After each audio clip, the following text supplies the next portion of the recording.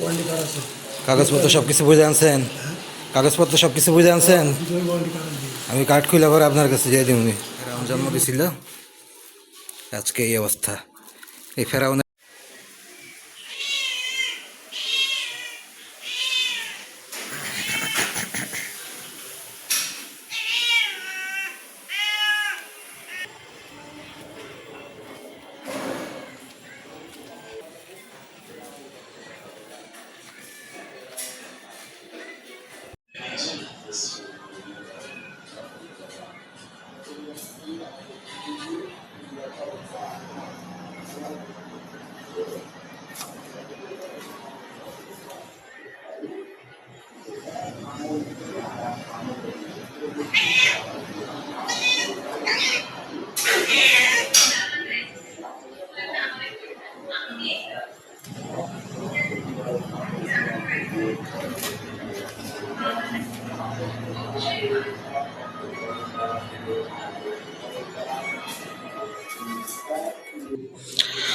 Hello, আসসালামু আলাইকুম। Welcome to my another new blog. WhatsApp, সবাই কেমন আছেন? আজকের ব্লগটা এখান থেকেই শুরু করছি। ঘুম থেকে উঠেছি অনেক আগে, দরজা খুলেছি একটু আগে, রুম থেকে প্রথম বের হয়েছি। বের হয়ে দেখি আমার বিড়াল সিংহের মতো শুয়ে আছে, টেবিলের উপর পড়ে আছে কিছু ভাত। ওরা সিস্টেমে চুরি করে ভাত খাচ্ছে। আমি দেখলাম, বাধা দেয়নি। আমি জানি এই ভাতগুলো মানে ফেলা হবে বাইরে, ময়লার ঠুঙ্গাই করে ফেলে দেওয়া হবে। টেবিলের উপর যেহেতু পড়ে আছে, ওরা যদি খেতে পারে খাক, কোনো সমস্যা নেই। আমি কোনো বাধা দিইনি, চুপচাপ একটু ভিডিও করে চলে এসেছি। আছে, ভিতরে রেডি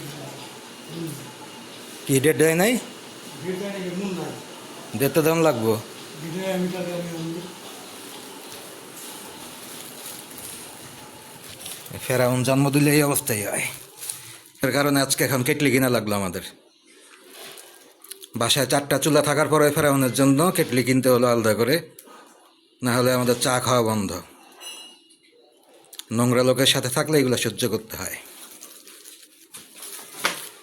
এই জন্য বাজারের মেয়েদের সাথে সম্পর্ক করতে হয় না। এটা ছিল আমার পরিবারের ভুল, তার ভোগান্তি এগুলো দিতে হচ্ছে এখন আমাদের সবাইকে। বিয়ে করছে প্রথমত, আমাদের সংসারটা তো ধ্বংস করে দিছে। এখন বাসায় 4টা চুলা আছে, বাসায় 4টা চুলা থাকার পরেও এই নোংরা লোকের পলিটিক্স, এই নোংরা মহিলার পলিটিক্সের কারণে আমাদেরকে এখন, আমার বাবাকে বাধ্য হয়ে এখন কেটলি কিনতে হয়েছে।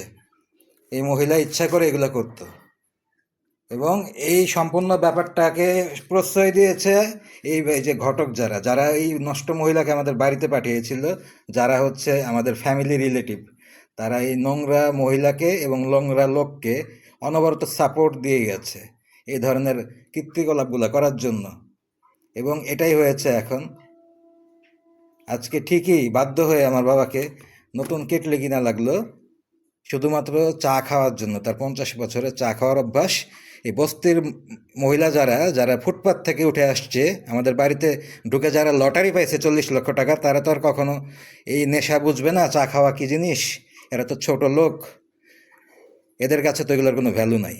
আমাদের কাছে তো সন্ধ্যার সময় সকালে 2 বেলা চা খাওয়াটা খুব দরকারি।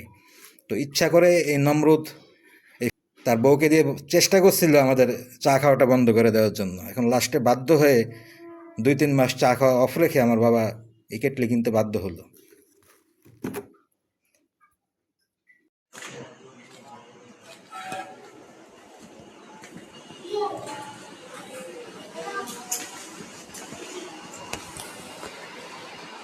মানাবানি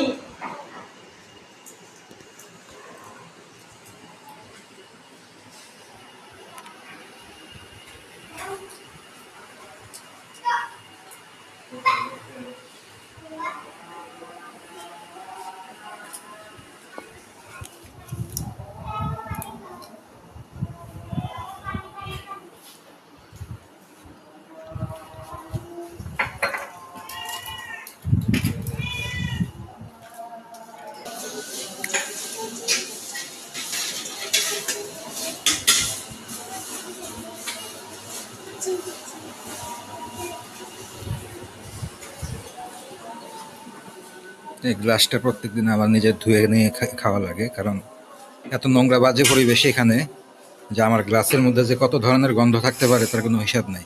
এই গ্লাস আমার নিজের হাতে ধুয়ে তারপর খাওয়া লাগে।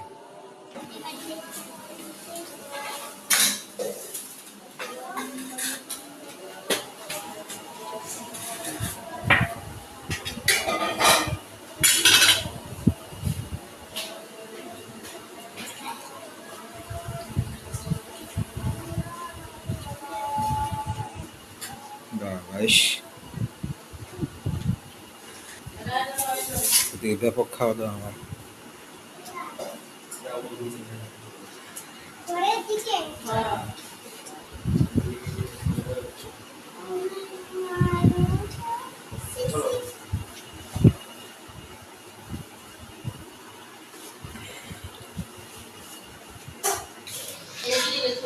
কি অবস্থা দেখেন, জাস্ট একটা বার কিসের মধ্যে দেওয়া হয়েছে খাবার, একটা ডিশ।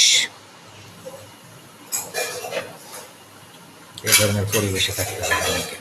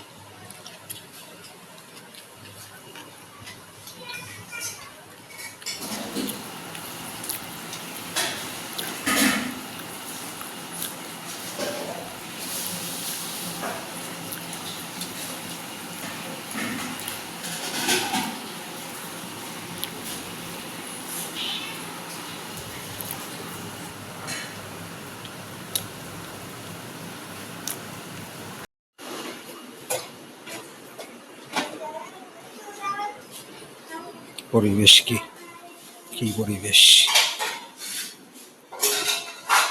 বেশিরভাগ সময় আমি আমার 50% ইফতারি চেষ্টা করি বাইরে দাঁড়িয়ে করার জন্য, কারণ ইফতার বসে করার মতো পরিবেশ এখানে কখনোই থাকে না।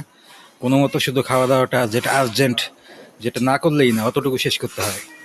আর মূলত আমি চেষ্টা করি বাইরের অংশে আমার 50% খাওয়া দাওয়া শেষ করতে, কারণ পরিবেশটা যখন ভালো থাকে তখন খাওয়া দাওয়ার মধ্যে শান্তি থাকে। এখন বিড়ালের বাচ্চাগুলা এখানে খেলা করছে, ওদের সাথে এসে শরবতটা খাচ্ছি। মানে ইফতারের পবিত্রতা, রমজান মাসের পবিত্রতা যতটুকু স্পর্শ করা যায় ততটুকুই লাভ। এই জন্য বিড়ালের বাচ্চাগুলোকে একটু ক্যাপচার করছে। অপবিত্র জিনিস দিয়ে তো ভরে গেছে সব কিছু।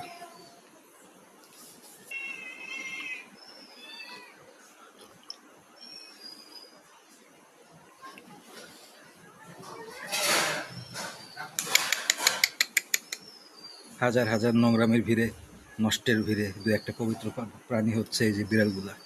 এরাই হচ্ছে এই বাড়ির সবচেয়ে সলিড প্রাণী, সবচেয়ে পাক, সবচেয়ে পবিত্র, সবচেয়ে ইনোসেন্ট।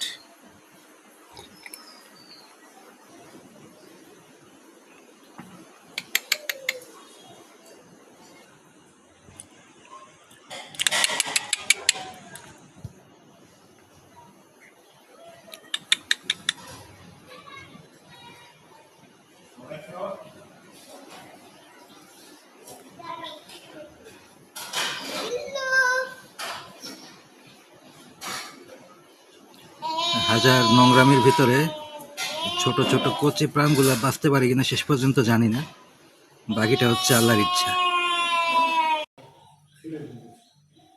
ছেলে ফোন ধরছে, ওর নাম্বারে যদি ফোন দেন তাহলে আবার রং নাম্বারে যাবো কেমনে? তাহলে কোনো ছেলের সাথে আছে হয়তো বা।